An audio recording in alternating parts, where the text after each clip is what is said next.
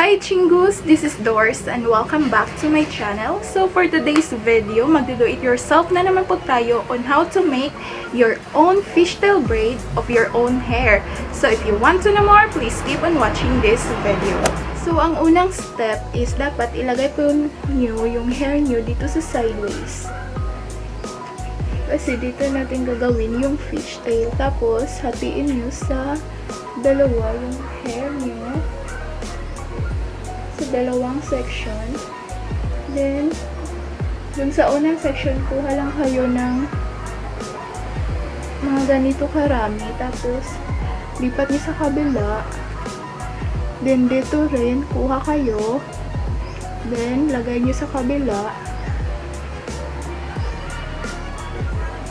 Then,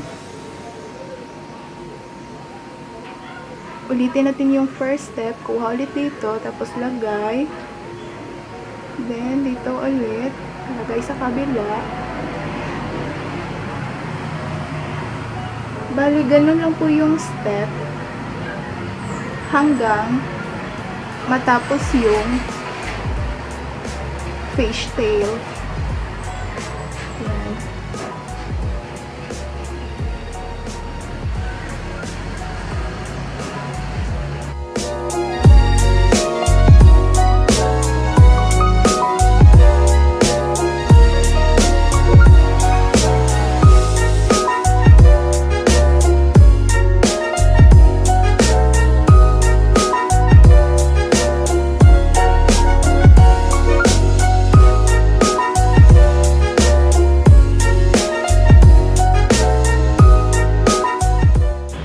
Ganun lang po ang step hanggang sa dumating kayo sa dulo ng buhok nyo.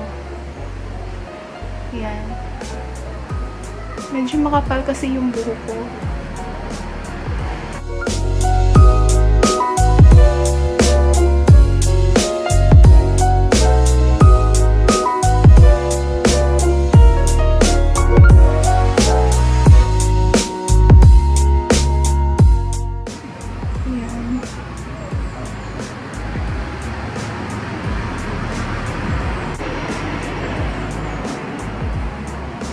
Tapos, lagay na natin itong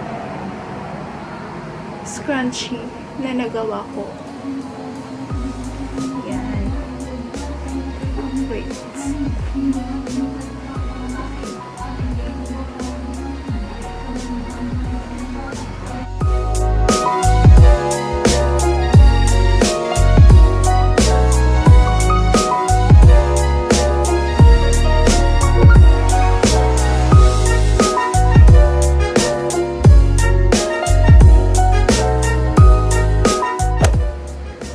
Okay, so yun lamang po. Don't forget to like, comment, share, and subscribe. Thank you for watching. Annyeong! Goodbye!